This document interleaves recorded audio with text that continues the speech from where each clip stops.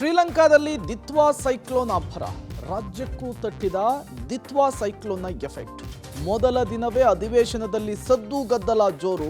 ನಾಳೆಗೆ ಲೋಕಸಭೆಯ ಕಲಾಪ ಮುಂದೂಡಿಕೆ. ನಿರ್ದೇಶಕ ರಾಜ್ ಜೊತೆಗೆ ಹೊಸ ಜೀವನಕ್ಕೆ ಕಾಲಿಟ್ಟ ನಟಿ ಸಮಂತ. ಎಲ್ಲದರ ಕಂಪ್ಲೀಟ್ ಡೀಟೇಲ್ಸ್ ಕರ್ನಾಟಕ ಟಾಪ್ 20ಯಲ್ಲಿ. ಕಾಫಿ ತೋಟದಲ್ಲಿ ನಾಪತ್ತೆಯಾಗಿದ್ದ 2 ವರ್ಷದ ಮಗುವನ್ನ ಸಾಕು ನಾಯಿ ಪತ್ತೆ ಹಚ್ಚಿದೆ. ಕೊಡಗು ಜಿಲ್ಲೆ ವಿರಾಜಪೇಟೆ ತಾಲೂಕಿನ ಕೊಂಗಣ ಗ್ರಾಮದಲ್ಲಿ ಘಟನೆ ನಡೆದಿದೆ. ನವೆಂಬರ್ 29 ಶನಿವಾರ ಸುನೀಲ್ ಹಾಗೂ ನಾಗಿಣಿ ದಂಪತಿಯ ಪುತ್ರಿ ಸುನನ್ಯ ನಾಪತ್ತೆಯಾಗಿದ್ದಳು.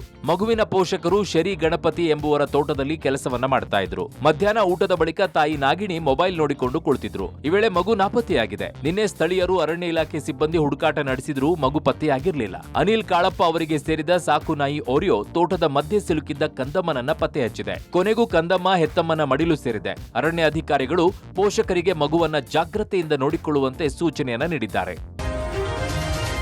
ಶ್ರೀಲಂಕಾದಲ್ಲಿ ದಿತ್ವಾ ಸೈಕ್ಲೋನ್ ಅಬ್ಬರ ಜೋರಾಗಿದೆ. ದಿತ್ವಾ ಚಂಡಮಾರುತದ ಅಬ್ಬರಕ್ಕೆ ಉಂಟಾಗಿರುವ ಭೂಕುಸಿತ ಪ್ರವಾಹದ ಪರಿಣಾಮ ಶ್ರೀಲಂಕಾದಲ್ಲಿ 334 ಮಂದಿ ಸಾವನ್ನಪ್ಪಿದ್ದಾರೆ. ಮತ್ತಷ್ಟು ಸಾವಿನ ಸಂಖ್ಯೆ ಏರಿಕೆಯಾಗುವ ಸಾಧ್ಯತೆ ಇದೆ. ರಕ್ಷಣಾ ಕಾರ್ಯಾಚರಣೆ ಮುಂದುವರೆದಿದ್ದು, ಭಾರತೀಯ ವಾಯುಪಡೆ ಓರ್ವ ಪಾಕ್ ಪ್ರಜೆ ಸೇರಿ 455 ಜನರನ್ನ ರಕ್ಷಣೆ ಮಾಡಿದೆ. ಶ್ರೀಲಂಕಾ ವಿಪತ್ತು ನಿರ್ವಹಣಾ ಕೇಂದ್ರದ ಮಾಹಿತಿ ಪ್ರಕಾರ ಪ್ರವಾಹ ಮತ್ತು ಭೂಕುಸಿತದಲ್ಲಿ ಸಾವನ್ನಪ್ಪಿದವರ ಸಂಖ್ಯೆ 334ಕ್ಕೆ ತಲುಪಿದ್ದು, ಸುಮಾರು 370 ಮಂದಿ ನಾಪತ್ತೆಯಾಗಿದ್ದಾರೆ. ಇನ್ನು 2,66,114 ಕುಟುಂಬಗಳ ಪೈಕಿ 9,68,304 ಜನ ಸಂಕಷ್ಟಕ್ಕೆ ಸಿಲುಕಿದ್ದು, ಸಂತ್ರಸ್ತರ ನೆರವಿಗಾಗಿ 919 ಪುನರ್ವಸತಿ ಕೇಂದ್ರವನ್ನು ಸ್ಥಾಪಿಸಲಾಗಿದೆ. ಆಪರೇಷನ್ ಸಾಗರ್ ಬಂಧು ಅಡಿಯಲ್ಲಿ ಭಾರತ ಶ್ರೀಲಂಕಾಕ್ಕೆ ನೆರವಿನ ಹಸ್ತ ಮುಂದುವರೆಸಿದ್ದು, 80 ಸಿಬ್ಬಂದಿ ರಕ್ಷಣಾ ಕಾರ್ಯಾಚರಣೆಯಲ್ಲಿ ತೊಡಗಿಕೊಂಡಿದ್ದಾರೆ. ಜೊತೆಗೆ ಸಂತ್ರಸ್ತರಿಗೆ ಆಹಾರ, ಔಷಧ ಸೇರಿ ಅಗತ್ಯ ವಸ್ತುಗಳನ್ನು ತಲುಪಿಸಲಾಗಿದೆ. ಭಾರತೀಯ ವಾಯುಪಡೆಯ MI-17 ಹೆಲಿಕಾಪ್ಟರ್ ನೆರವಿನಿಂದ ಶ್ರೀಲಂಕಾದಲ್ಲಿ ಸಿಲುಕಿದ 400 ಭಾರತೀಯರನ್ನು ರಕ್ಷಿಸಿ ಸ್ವದೇಶಕ್ಕೆ ಕಳಿಸಲಾಗಿದ್ದು, ಓರ್ವ ಪಾಕ್ ಪ್ರಜೆಯನ್ನು ರಕ್ಷಿಸಲಾಗಿದೆ. ದಿತ್ವಾ ಚಂಡಮಾರುತದ ಪ್ರಭಾವ ರಾಜ್ಯದ ಹಲವು ಜಿಲ್ಲೆಗಳಿಗೂ ತಟ್ಟಿದೆ. ಚಂಡಮಾರುತದಿಂದಾಗಿ ದಕ್ಷಿಣ ಒಳನಾಡು, ಕರಾವಳಿ ಜಿಲ್ಲೆಗಳಿಗೆ ಹಗುರ ಮಳೆಯಾಗುವ ಮುನ್ಸೂಚನೆ ಇದೆ. ಬಳ್ಳಾರಿ, ಚಿತ್ರದುರ್ಗ, ದಾವಣಗೆರೆ, ತುಮಕೂರು, ಚಿಕ್ಕಬಳ್ಳಾಪುರ, ಕೋಲಾರ, ಬೆಂಗಳೂರು, ರಾಮನಗರ, ಮಂಡ್ಯ, ಮೈಸೂರು, ಚಾಮರಾಜನಗರ, ಕೊಡಗು, ಹಾಸನ, ದಕ್ಷಿಣ ಕನ್ನಡ, ಉಡುಪಿಯ ಕೆಲವೆಡೆ ಸಾಧಾರಣ ಮಳೆಯಾಗಲಿದೆ. ಇನ್ನು ಗಡಿ ಜಿಲ್ಲೆ ಬೀದರ್ ಮಂಜಿನ ನಗರಿಯಾಗಿ ಬದಲಾಗಿದೆ. ಕೊರೆಯುವ ಚಳಿಗೆ ಜನ ಅಕ್ಷರಶಃ ತತ್ತರಿಸಿ ಹೋಗಿದ್ದಾರೆ. ಬೀದರ್ನಲ್ಲಿ ಕನಿಷ್ಠ ತಾಪಮಾನ 12 ಡಿಗ್ರಿ ಸೆಲ್ಸಿಯಸ್ ದಾಖಲಾಗಿದೆ. ಕೊರೆಯುವ ಚಳಿಗೆ ಜನರು ಮನೆಯಿಂದ ಹೊರಬರೋದಕ್ಕೆ ಭಯ ಪಡ್ತಾ ಇದ್ದಾರೆ. ದಿತ್ವಾ ಎಫೆಕ್ಟ್ನಿಂದ ಬಯಲುಸೀಮೆ ಕೋಲಾರದಲ್ಲೂ ಕೂಲ್ ವಾತಾವರಣ ಇದೆ. ಕಳೆದ 1 ವಾರದಿಂದ ಚಳಿಯ ವಾತಾವರಣ ಇದ್ದು, ಅಕಾಲಿಕ ಮಳೆ ಆಗ್ತಾ ಇದೆ. ಚಳಿಗಾಲ ಆರಂಭಕ್ಕೂ ಮುನ್ನವೇ ಜನ ಭಾರೀ ಚಳಿಗೆ ತತ್ತರಿಸಿ ಹೋಗಿದ್ದಾರೆ. ಸಂಸತ್ನ ಚಳಿಗಾಲದ ಅಧಿವೇಶನ ಆರಂಭವಾಗಿದೆ. ಅಧಿವೇಶನ ಆರಂಭವಾದ ಮೊದಲ ದಿನವೇ ವಿಪಕ್ಷಗಳು ಗದ್ದಲ ಸೃಷ್ಟಿಸಿವೆ. ಇಂದಿನಿಂದ ಸಂಸತ್ತಿನ ಚಳಿಗಾಲದ ಅಧಿವೇಶನವು ಪ್ರಾರಂಭವಾಗಿದ್ದು, ಡಿಸೆಂಬರ್ 19ರವರೆಗೆ ನಡೆಯಲಿದೆ. ಈ 19 ದಿನಗಳ ಅವಧಿಯಲ್ಲಿ ಒಟ್ಟು 15 ಕಲಾಪಗಳು ನಡೆಯಲಿವೆ. ಮತದಾರರ ಪಟ್ಟಿ ತೀವ್ರ ಪರಿಷ್ಕರಣೆ ವಿಚಾರವನ್ನ ಮುಂದಿಟ್ಟುಕೊಂಡು ಪ್ರತಿಪಕ್ಷಗಳು ಚರ್ಚೆಗೆ ಅವಕಾಶ ನೀಡಬೇಕು ಅಂತ ಹೋರಾಟ ಆರಂಭಿಸಿದ್ವು. ಲೋಕಸಭೆ ಪ್ರಶ್ನೋತ್ತರ ಕಲಾಪ ಆರಂಭವಾಗ್ತಿದ್ದಂತೆ ಪ್ರತಿಭಟನೆ ಶುರುವಾದ ಹಿನ್ನೆಲೆ ಸ್ಪೀಕರ್ ಓಂ ಬಿರ್ಲಾ ಕಲಾಪವನ್ನ ಕೆಲಕಾಲ ಮುಂದೂಡಿದ್ರು. ರಾಜ್ಯಸಭೆಯಲ್ಲಿ ನೂತನವಾಗಿ ಕಾರ್ಯಾರಂಭ ಮಾಡಿದ ಉಪರಾಷ್ಟ್ರಪತಿ ಸಿಪಿ ರಾಧಾಕೃಷ್ಣನ್ ಅವರಿಗೆ ಸ್ವಾಗತಿಸಲಾಯಿತು.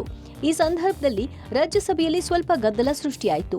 ಈ ಸಂದರ್ಭದಲ್ಲಿ ಮಾತನಾಡಿದ ಪ್ರತಿಪಕ್ಷದ ನಾಯಕ ಮಲ್ಲಿಕಾರ್ಜುನ ಖರ್ಗೆ, ನಿಮ್ಮ ಹಿಂದಿನವರು ರಾಜ್ಯಸಭಾ ಸಭಾಪತಿ ಹುದ್ದೆಯಿಂದ ಹಠಾತ್ ನಿರ್ಗಮಿಸಿದ್ದಾರೆ. ಸದನವು ಅವರಿಗೆ ವಿದಾಯ ಹೇಳಲು ಅವಕಾಶ ನೀಡಿರುವುದು ನನಗೆ ಬೇಸರ ತಂದಿದೆ ಎಂದಿದ್ದಾರೆ. ಮಲ್ಲಿಕಾರ್ಜುನ ಖರ್ಗೆ ಅವರ ಈ ಹೇಳಿಕೆಗೆ ಆಡಳಿತ ಪಕ್ಷದಿಂದ ಆಕ್ಷೇಪಣೆ ವ್ಯಕ್ತವಾಯಿತು. ಮಲ್ಲಿಕಾರ್ಜುನ ಖರ್ಗೆ ಮಾತಿಗೆ ಜೆಪಿ ನಡ್ಡಾ ಕೂಡ ತಿರುಗೇಟು ಕೊಟ್ಟರು. ಸದ್ದು ಗದ್ದಲಗಳಿಂದಾಗಿ ಕಲಾಪ ನಾಳೆ ಬೆಳಗ್ಗೆ 11ಕ್ಕೆ ಮುಂದೂಡಿಕೆಯಾಗಿದೆ.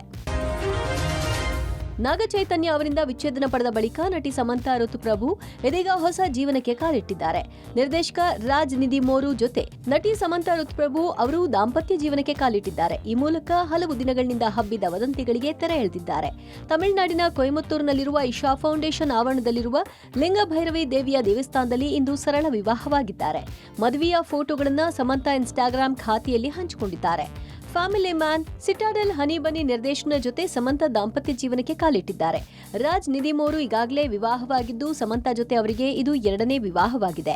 ಲಿಂಗಭೈರವಿ ದೇವಿಯ ಆರಾಧಕಿಯಾಗಿರುವ ಸಮಂತಾ ಮನೆಯಲ್ಲಿ ನಿತ್ಯವೂ ಪೂಜೆ ಮಾಡುವುದಾಗಿ ಹೇಳಿಕೊಂಡಿದ್ರು. ಲಿಂಗಭೈರವಿ ದೇವಿ ಮುಂದೆಯೇ ಸಮಂತಾ ಸರಳವಾಗಿ ದಾಂಪತ್ಯಕ್ಕೆ ಹೆಜ್ಜೆ ಇಟ್ಟಿದ್ದಾರೆ. ಬೀದಿ ನಾಯಿಗಳ ಕಡಿತದಿಂದ ಅದೆಷ್ಟೋ ಜನ ರೇಬಿಸ್ಗೆ ತುತ್ತಾಗ್ತಾ ಇದ್ದಾರೆ. ಮಕ್ಕಳು, ವೃದ್ಧರು ಬೀದಿ ನಾಯಿಗಳ ಕಡಿತಕ್ಕೆ ಬಲಿಯಾದ ನಿದರ್ಶನವೂ ಇದೆ. ಸುಪ್ರೀಂ ಕೋರ್ಟ್ ಪ್ರಕರಣವನ್ನು ಗಂಭೀರವಾಗಿ ಪರಿಗಣಿಸಿ ನಗರ ಪಾಲಿಕೆಗೆ ಒಂದಿಷ್ಟು ನಿರ್ದೇಶನ ಕೊಟ್ಟಿದೆ. ಹೀಗಾಗಿ ಜಿಪಿಯ ಅನೇಕ ರೂಲ್ಸ್ ಜಾರಿಗೆ ತರುವುದಕ್ಕೆ ಸಿದ್ಧತೆ ನಡೆಸಿದೆ. ಬೀದಿ ನಾಯಿಗಳಿಗೆ ಸಿಕ್ಕ ಕಡೆ ಆಹಾರವನ್ನು ಹಾಕೋದಕ್ಕೆ ಬ್ರೇಕ್ ಹಾಕಲಿದೆ. ಜಿಬಿಎ ವ್ಯಾಪ್ತಿಯಲ್ಲಿ ಬೀದಿ ನಾಯಿಗಳಿಗೆ ಆಹಾರ ನೀಡುವ ತಾಣವನ್ನು ಪಶುಪಾಲನಾ ವಿಭಾಗದ ಅಧಿಕಾರಿಗಳು ಗುರುತಿಸಲಿದ್ದಾರೆ. ಈ ತಾಣಗಳನ್ನು ಹೊರತುಪಡಿಸಿ ಬೇರೆ ಕಡೆ ಆಹಾರವನ್ನು ಯಾರೂ ನೀಡುವಂತಿಲ್ಲ.